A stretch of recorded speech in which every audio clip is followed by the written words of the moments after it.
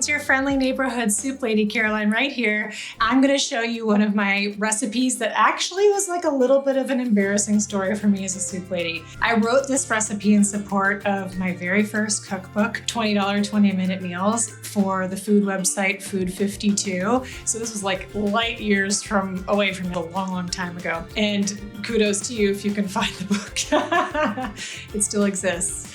But I, dumped a bunch of things together. I was using like my food editor mind of my early 20s, and I just like dumped some canned things together, already chopped things together. And I looked at the recipe a few years ago as a soup lady from like my new lens, and I was like, man, I am not proud of this. So I gave it another shot. So this is why I call it my redo stew. So it's actually really easy. It still has a lot of the same components, but it suits my new soup lady rules. It has a whole butternut squash that I've like cubed and peeled and seeded. Can of pumpkin, make sure you find the kind that's not like the pie pumpkin. That's the unsweetened kind, just pure pumpkin. And onions, some garlic, a cool thing that I'll show you in a minute to do with this fresh sage, some freshly grated nutmeg, and it has some carrot in it too. It's like a very orange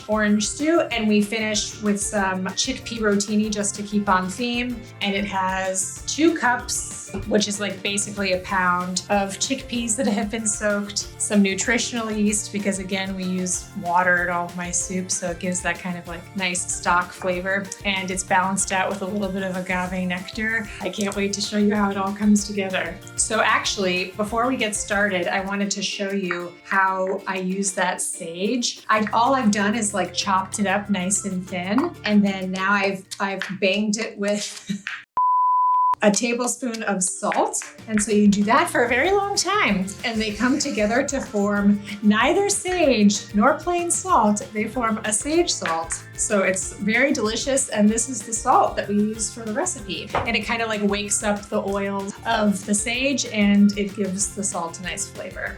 So I've got a 1/4 cup of hot olive oil here, and I'm going to add my chopped onion and my chopped carrot and my chopped garlic. And I'm gonna season it with half of that sage salt. I'll give it a little stir. And then I'm gonna let this cook until the onion is nice and soft. You can really smell that sage. All right, now that this onion is nice and tender, and I'm now going to add my chickpeas that have been soaked overnight. So I've added my chickpeas, and now I'm going to add my nutritional yeast, my nutmeg, that freshly grated nutmeg. You can never tell how old nutmeg is when it's already in powdered form and like on your shelf. It loses potency. So I like to freshly grate my nutmeg, which makes it like super savory and delicious. So now I have all of that together, and I'm going to add my can of pumpkin. Again, this is just a 15-ounce can. It's unsweetened pumpkin, pure pumpkin. And this is what helps make the gravy of it, to make it a stew. Sort of stir that in as best as we can, break it up a little bit, and then I will add our water. And I add the rest of this sage salt, that other half of the sage salt. And then all we do now, we leave out butternut squash on purpose. So don't get sneaky and add it early thinking that I missed it. And we also don't add the pasta until the end. So what I'm going to do is bring this to a boil, reduce it to a simmer, and then simmer until the chickpeas are halfway cooked, about half an hour. Hey, so I simmered this for about half an hour. I tasted it, the chickpeas were halfway tender, and then I added that squash. And so now this is what we come up with. It's like really nice, and the gravy's really thick from that pumpkin. The squash is nice and tender, so are the chickpeas.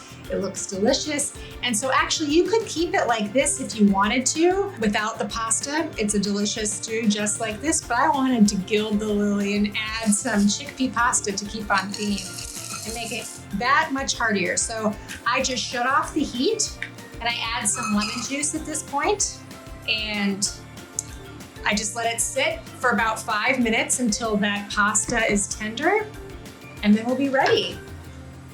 All right, so it's been a few minutes, and I'm just gonna stir in as my last act of this soup. I am going to stir in some agave just to make sure that the sweetness really of the pumpkin and the butternut squash shine through, and those carrots. So I'm just gonna give that a nice little stir.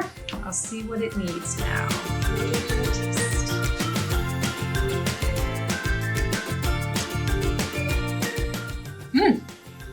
It's delicious. That lemon sage salt really comes through. I love this one. So let me make a little bowl.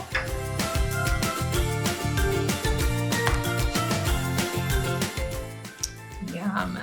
It's so fall worthy.